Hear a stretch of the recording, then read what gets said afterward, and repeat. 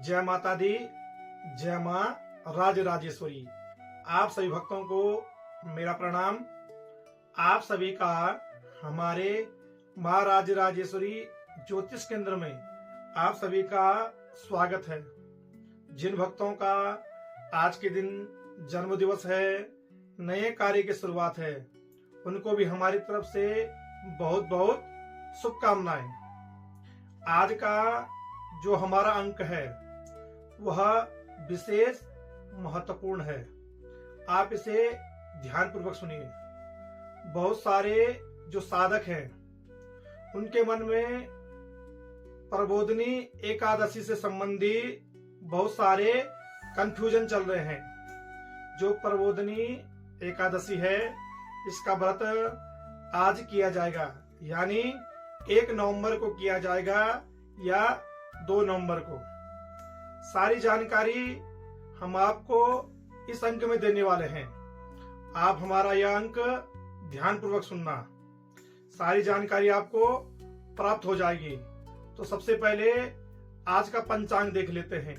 आज का पंचांग है संवत 2082, कार्तिक मास, शतभिषा नक्षत्र, दशमी तिथि 9:10 तक दशमी तिथि रहेगी और उसके बाद एकादशी तिथि प्रारंभ हो जाएगी और शनिवार।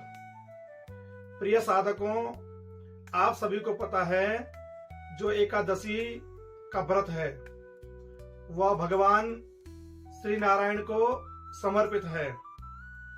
और जो एकादशी का व्रत करता है, मैंने अपने पिछले अंकों में आपको जानकारी दी थी। एकादशी का व्रत करने से भगवान श्री नारायण के द्वार की प्राप्ति होती है, मोक्ष की प्राप्ति होती है। हमने आजकल किसी वजह से अपने जो यह डेली के कार्यक्रम थे वह नहीं बना पाए।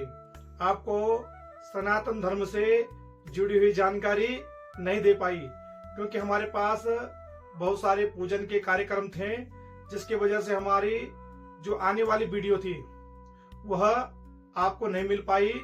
अब आज से लगातार आपको सनातन धर्म से, ज्योतिष से संबंधी जो जानकारी है वह आपको प्राप्त होगी।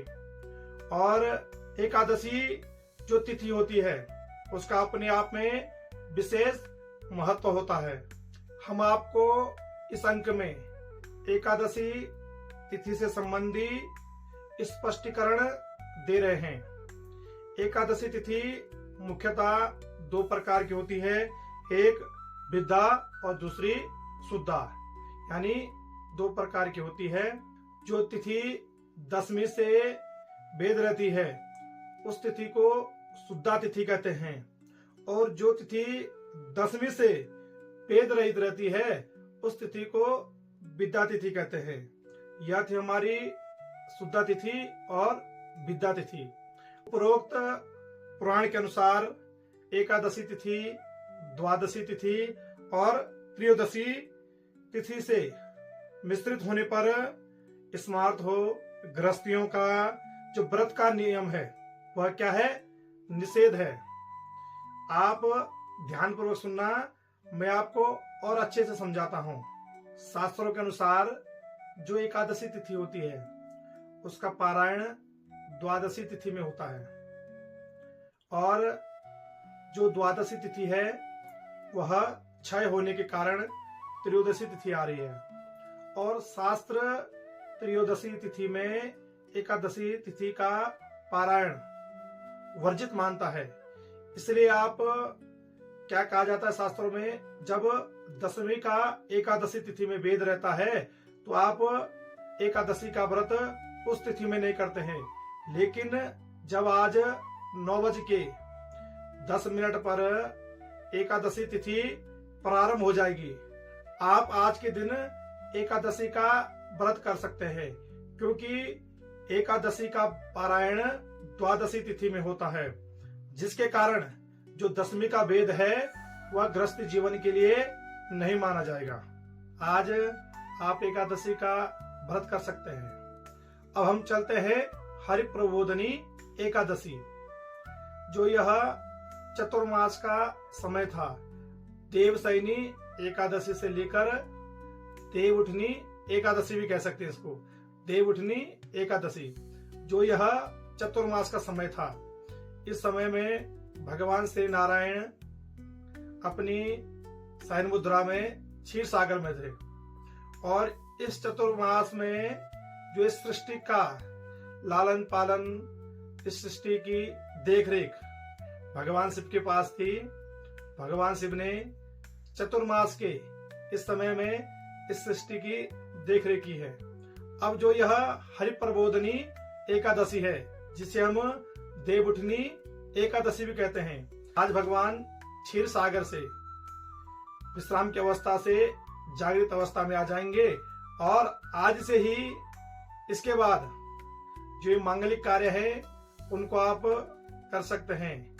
और जो भगवान श्री नारायण की आराधना करता है उसको भगवान के वैकुंठ धाम की प्राप्ति होती है। अब ध्यान पूर्वक सुनना आपने, जब भी आप भगवान श्री नारायण की उपासना करते हो तो भोग में भगवान श्री नारायण को तुलसी के पत्ते भोग में अवश्य जरूर लगाएं। तुलसी का दल होता है उसको भगवान को भोग में लगाएं और ओम नमो भगवते वासुदेवाय का जाप करें। आज के दिन आपने क्या करना है, प्रातः पवित्र होकर के भगवान श्री नारायण का स्मरण करना है और आप सभी के घर में भगवान श्री नारायण की प्रतिमा होगी। उस प्रतिमा को आपने सुंदर तरीके से पंचोपचार से दूध, दही, घी, शक्कर, शहद से उसका स्नान करवाना है।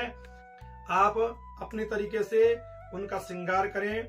श्रृंगार करने के बाद उन्हें नैवेद्य लगाएं और भगवान के विभिन्न स्तोत्रों का पाठ करें। विष्णु सहस्त्रनाम स्तोत्र का पाठ कर सकते हैं, पुरुष सूक्त का पाठ कर सकते हैं, सत्यनारायण स्तोत्र का पाठ कर सकते हैं। भगवान नारायण के अनेकों अनेक स्तोत्रों का पाठ कर सकते हैं। और आज आप बेफिक्र होकर भगवान श्री नारायण का एकादशी का जो व्रत है, हरि प्रबोधनी का जो व्रत है, देवउठनी का जो व्रत है, वह कर सकते हैं। और इसी के साथ हमारे तरफ से आपके जीवन के लिए मंगल शुभकामनाएं।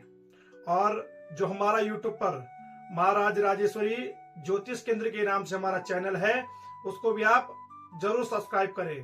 तो चलते हैं, आप और हम भगवान श्री नारायण से जुड़ते हैं, उनका आशीर्वाद प्राप्त करते हैं। ओम कस्तूरी तिलकम ललाट पटले वक्षस्थले कौस्तुभम नासाग्रे वरमोक्तिकं करतले वेणुकरे कंकणम सर्वांगे हरिचंदनम सुललितम कंठे च मुक्तावले गोपस्त्री परवेष्टितो विजयते गोपाल चूड़ामणि गोपाल चूड़ामणि। और जिन साधकों के मन में अभी भी कंफ्यूजन है, हम एकादशी का व्रत 2 तारीख को करें, तो आप 2 तारीख को भी कर सकते हैं, वो आपकी अपनी इच्छा है। जय माता दी, जय मां राजराजेश्वरी।